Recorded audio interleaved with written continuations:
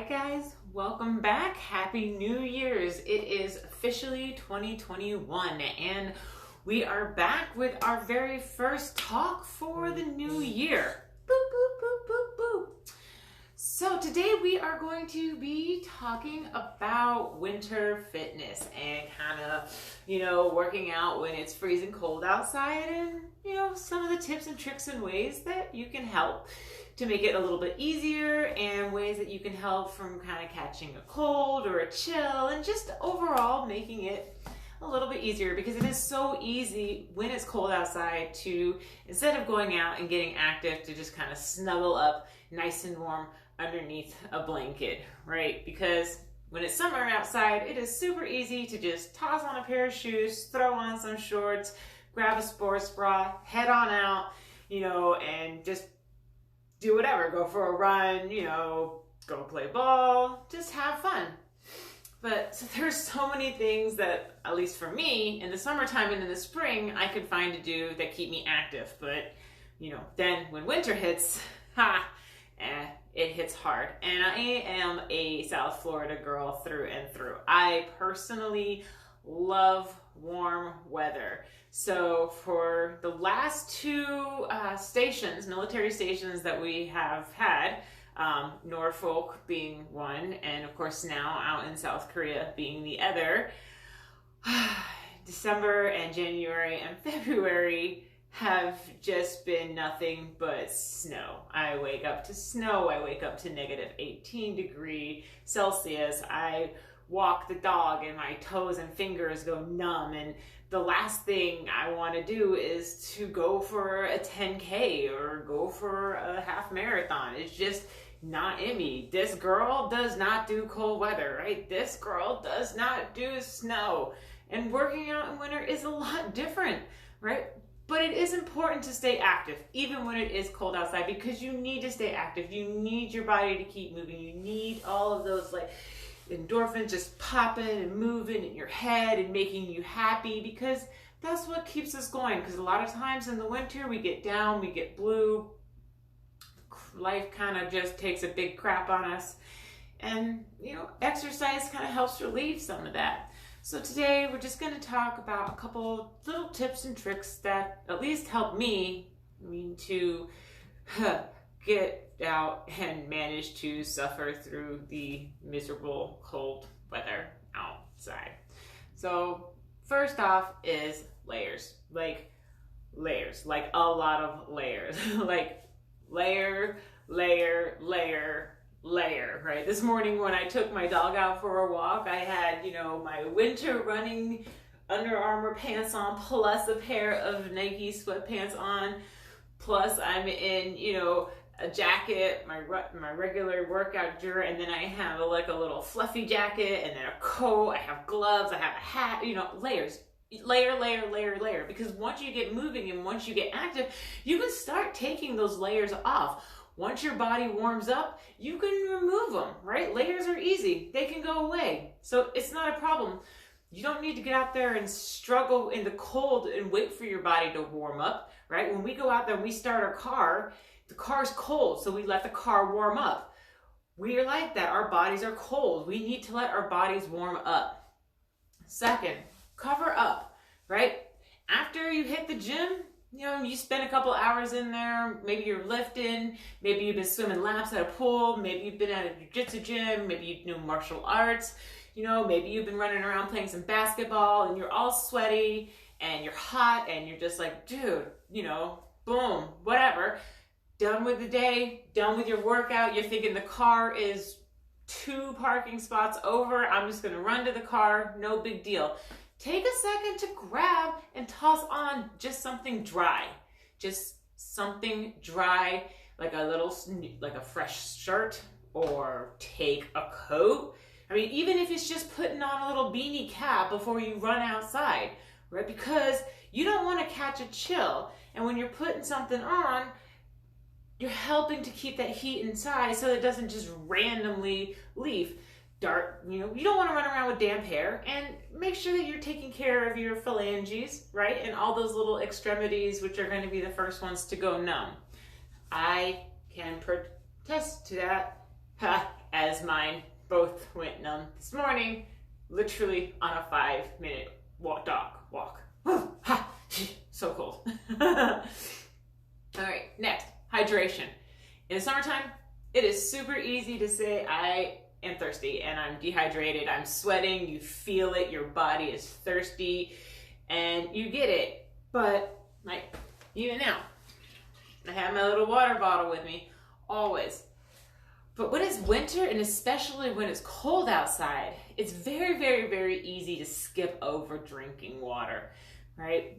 Your body will then get dehydrated even quicker. And when it's cold outside, you're less likely to notice. We start to realize it when we get those like chapped lips.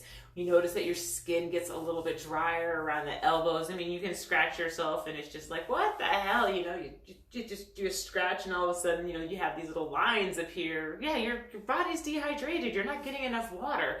So it doesn't even have to be from just water.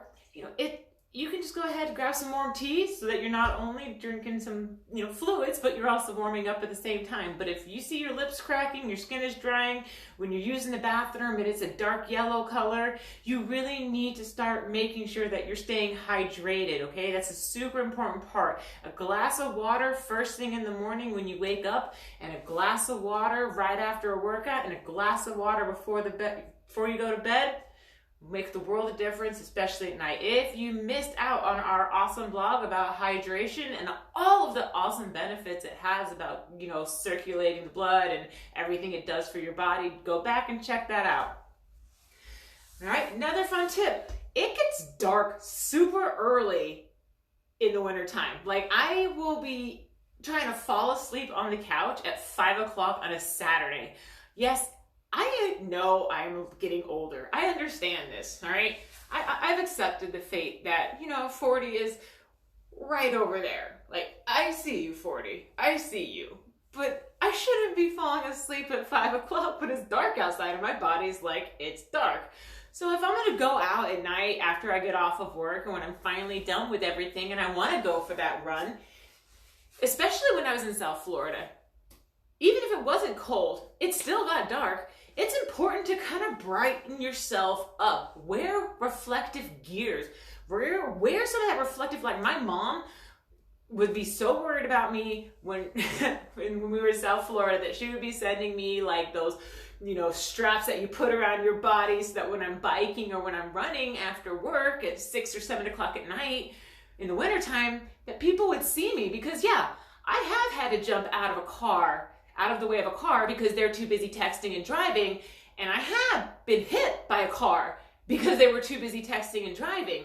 So it is extremely important to make sure that you are as visible as possible when you are outside doing activity, because your safety literally has to be the first and foremost thing, right? You want people to be like, notice me, I am here. You are driving a frickin' truck. That thing weighs tons. I, on the other hand, am 150 pounds. Please do not try to fight me. I think you will win and I will lose, and I don't want to have this battle. Crazy as it may be, grab something reflective, wear a bright shirt, you know, put on those reflective belts, put some reflective stickers on the back of your helmet, put lights or blinkers on your shoes or on your bike or whatever you're using outside at night, and just play it safe, right? I sure as hell felt like a dorky little nerd the first few times I went out running like that, but they have definitely saved my life. So screw what other people think if they think I'm a dorky little nerd, because I'd rather be a alive dorky little nerd than a dead, not smart person. Yeah, that all made sense to me, right? All right, let's see. Only a couple more things. Super simple. Some things that we don't even think about, right? Sunscreen. Again, you know, I love South Florida. I love Hawaii. I love anywhere where the sun is literally calling my name and I can feel the warmth just seeping into my skin, and all I want to do is lay outside all day, every day, and apply sunscreen. Because, you know, I don't want to die of skin cancer. I don't want to struggle. I don't want to have that. And if there is a way for me to prevent that, I do it. But a lot of times we forget that in the winter, the sun is still there. It's just cold, all right? So even though it's overcast, even though it's cloudy, you have to take a second to just grab a little sunscreen and put it on your face, because those UV lights are still coming through the clouds. They're still sneaking in there. They're still making their way through, and you can still get skin cancer in the winter just as you can in the summer. So what harm is it to put on some, sunscreen lotion really quick on your face and hands and, anything that's kind of visible to the light before you go out and you get active. And remember, if you are doing something outside, like playing soccer or playing basketball or swimming in the wintertime, reapply it, because sunscreen does sweat off, even if we're not aware of it. It is super duper important. And the last thing I will say to every single person out there who may be suffering through this short little chat with me is, please, please, please, please just say, hey Google, what's the temperature outside? Before you decide to go for a run. Okay, thank you, Google. That's my response to me from the other room with an obnoxious -6 degrees with a wind chill of -11. Don't you just love her?